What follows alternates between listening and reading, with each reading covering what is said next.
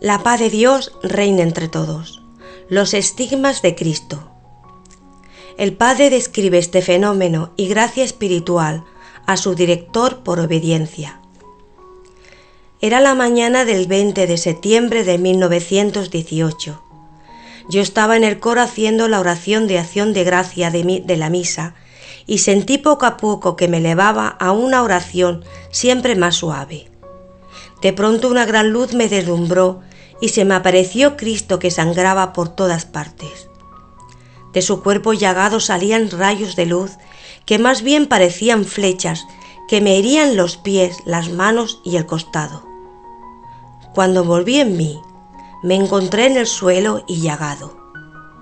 Las manos, los pies, el costado me sangraban, me dolían hasta hacerme perder todas las fuerzas para levantarme. Me sentía morir. Yo hubiese muerto si el Señor no hubiera venido a sostenerme el corazón que sentía palpitar fuertemente en mi pecho. A gatas me arrastré hasta la celda, me recosté y recé. Miré otra vez mis llagas y lloré, elevando himnos de agradecimiento a Dios. Los estigmas del Padre Pío eran heridas profundas en el centro de las manos, de los pies y del costado izquierdo. Tenía manos y pies literalmente traspasados y le salían sangre viva de ambos lados, haciendo que el Padre Pío, el primer sacerdote estigmatizado en la historia de la Iglesia. San Francisco de Asís no era sacerdote. El provincial de los capuchinos de Foggia invitó al profesor Romanelli, médico y director de un prestigioso hospital, para que estudiara el caso y diera su parecer. El doctor Romanelli no tuvo la menor duda del carácter sobrenatural del fenómeno. Poco después, la curia generalicia de los capuchinos en Roma envió a San Giovanni Rotondo a otro especialista, el profesor Jorge Festa. Sus conclusiones fueron: los estigmas del Padre Pío tienen un origen que los conocimientos científicos estaban muy lejos de explicar. La razón de su existencia está más allá de la ciencia humana. La noticia de que el Padre Pío tenía los estigmas se extendió rápidamente. Muy pronto miles de personas acudieron a San Giovanni Rotondo para verle, besarle sus manos, confesarse con él y asistir a sus misas. La palabra estigma viene del griego y significa marca o señal del cuerpo, y era el resultado del sello de un hierro candente con el cual marcaban a los esclavos. En sentido médico, estigma quiere decir una mancha roja sobre la piel, que es causa porque la sangre sale de los vasos por una fuerte influencia nerviosa, pero nunca llega a ser perforación.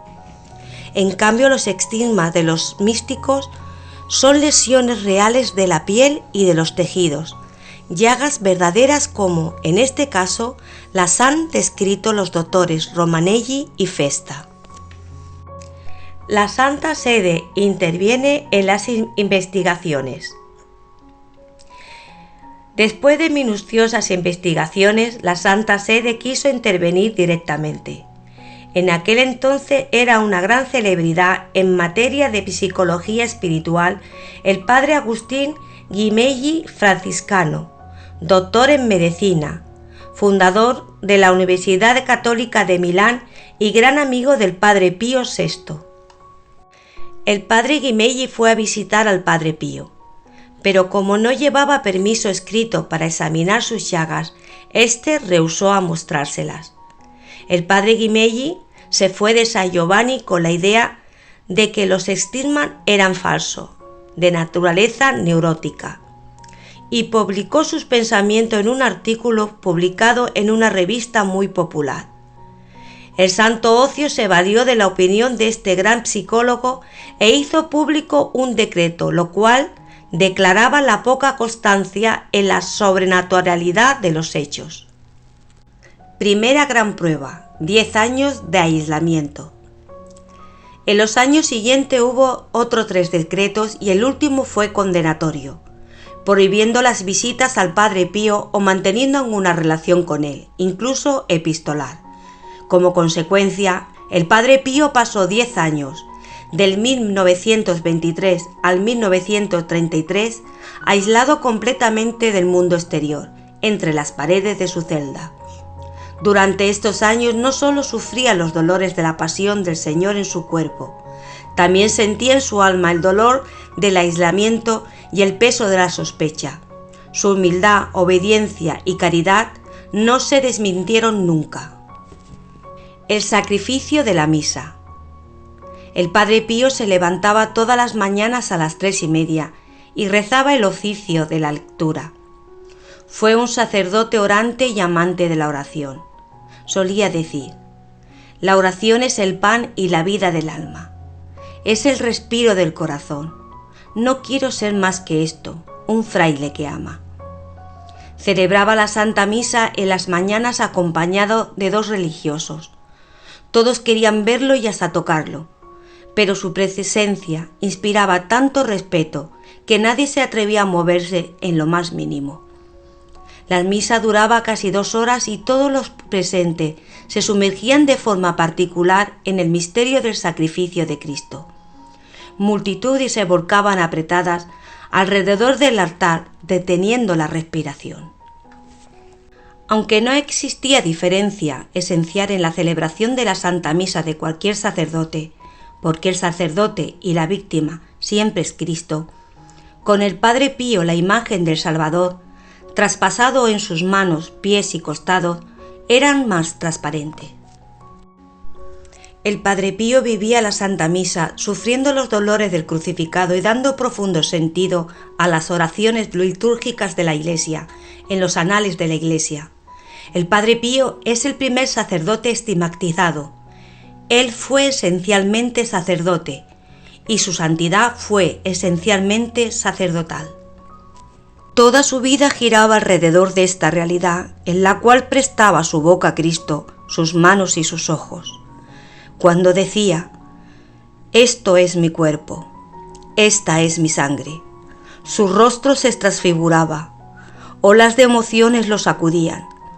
Todo su cuerpo se proyectaba en una muda imploración, la misa. Dijo una vez a un hijo espiritual: es Cristo en la cruz, con María y Juan a los pies de la misma y los ángeles en adoración. Lloremos de amor y adoración en esta contemplación. Mientras el Padre celebraba el santo sacrificio, el tiempo parecía detenerse. El Padre amaba a Jesús con tanta fuerza que experimentaba en su propio cuerpo una verdadera hambre y sed de él. Tengo tal hambre y sed antes de recibir a Jesús, que falta poco para que muera de la angustia, y precisamente porque no puedo estar sin unirme a Jesús, muchas veces, aun con fiebre, me veo obligado a ir a alimentarme de su cuerpo. El mundo solía decir que el Padre Pío puede subsistir sin el sol, pero nunca sin la misa. En una ocasión se le preguntó si la Santísima Virgen María estaba presente durante la Santa Misa, a lo cual él respondió: sí, ella se pone a un lado, pero yo la puedo ver. ¡Qué alegría! Ella está siempre presente. ¿Cómo podría ser que la Madre de Jesús, presente en el Calvario al pie de la cruz, que ofreció a su Hijo como víctima por la salvación de nuestras almas, no esté presente en el Calvario místico del altar? Mártir del Sacramento de la Misericordia. Quien participara en la celebración eucarística del Padre Pío no podía quedar tranquilo en sus pecados. Después de la Santa Misa, el Padre Pío se sentaba en el confesionario por largas horas, dándole preferencia a los hombres, pues él decía que eran los que más necesitaban de la confesión. Al ser tanto los que acudían a la confesión, fue necesario establecer un orden, y confesarse con el Padre Pío podría tomarse fácilmente 3 o 4 días de espera.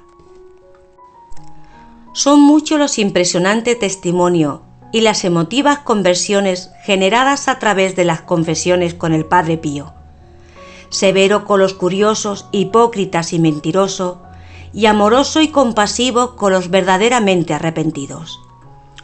Uno de los dones que más impresionaba a la gente era que podía leer los corazones. Una vez se le preguntó al padre por qué echaba a los penitentes del confesionario sin darle la absolución, a lo que él respondió: los echo, pero los acompaño con la oración y el sufrimiento, y regresarán. El enojo era solamente superficial. A un hermano le explicó una vez: hijo mío, solo lo exterior he asumido una forma distinta. Lo interior no se ha movido para nada. Si no lo hago así, no se convierten a Dios. Es mejor ser reprochado por un hombre en este mundo que ser reprochado por Dios en el otro. Un ejemplo de ello sucedió un día en que el padre se encontró con un joven que lloraba sin importarle el gentío que lo rodeaban. El padre se le acercó y le preguntó el porqué de su llanto. El muchacho respondió que lloraba porque no le había dado la absolución. Padre Pío lo consoló con ternura diciendo: hijo, ves, la absolución no es que te la he negado para mandarte al infierno, sino al paraíso. La paz de Dios reina entre todos.